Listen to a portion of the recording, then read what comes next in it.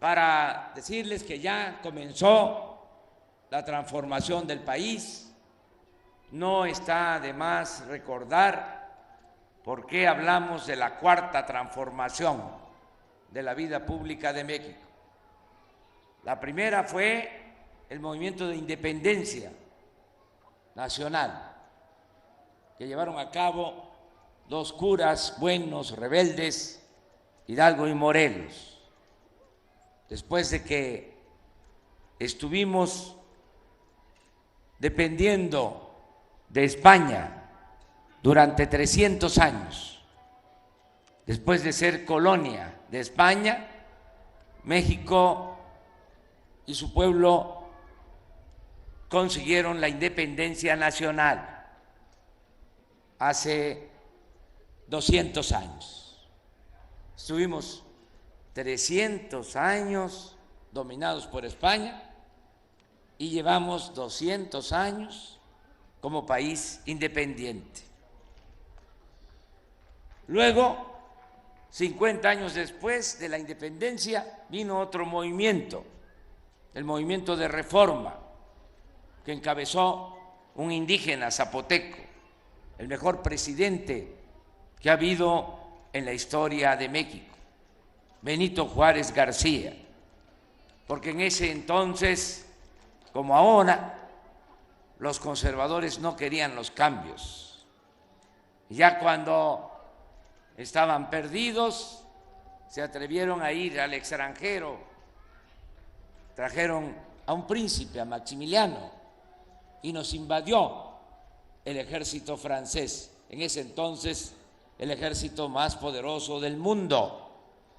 Pero los liberales, con Juárez a la cabeza, no se rindieron, fueron perseverantes y se logró, después de un tiempo, expulsar a los extranjeros y se restauró nuestra república. Esa fue la segunda independencia de México. La tercera transformación fue la Revolución de 1910, hace no mucho. ¿Por qué fue ese movimiento? Porque Porfirio Díaz llegó a la presidencia con la bandera de la no reelección y traicionó al pueblo. Se quedó en la presidencia 34 años y se convirtió en un dictador y esclavizó al pueblo. Por eso se luchó en la revolución por la democracia, por las libertades.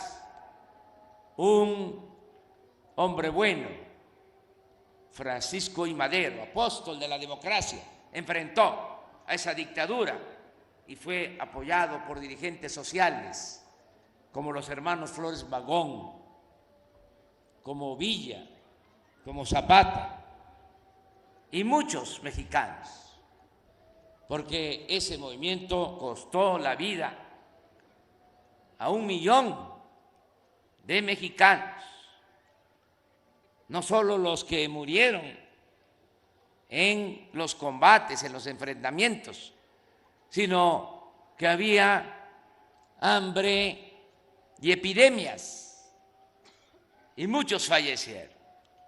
Pero no fue en vano, porque después de esa revolución se entregó la tierra a los campesinos, mejoraron las condiciones de los obreros. En el porfiriato, el trabajador tenía que laborar 16 horas diarias y no había día de descanso. Y el salario era muy bajo. Ya con la revolución, cuando se elabora la Constitución del 17 de 1917, se establece jornada de 8 horas de trabajo, salario mínimo. También en el artículo 27 de esa Constitución se establece el derecho de los campesinos a la tierra y se establece de que la nación es la dueña originaria de los recursos naturales, sobre todo del petróleo que Porfirio Díaz había entregado a los extranjeros. 3 transformaciones han habido: independencia, reforma, revolución, y nosotros queremos llevar a cabo, ya iniciamos la 4ª transformación de la vida pública del país. Las 3 transformaciones que han habido se tuvieron que hacer con las armas. Esta transformación que estamos llevando a cabo la estamos haciendo de manera pacífica, sin violencia, pero no por eso va a quedar por encimita, va a ser más de lo mismo, va a ser maquillaje. No, va a ser una transformación igual de profunda como lo fue la independencia, como lo fue la reforma, como lo fue la revolución, porque vamos a arrancar de raíz al régimen corrupto de injusticias y de privilegios.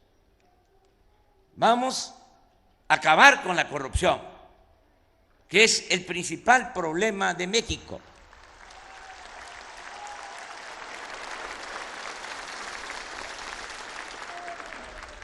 Y por eso vamos a cambiar las cosas. Imagínense llegar a la presidencia después de tantos años de lucha para hacer lo mismo. No tendría sentido.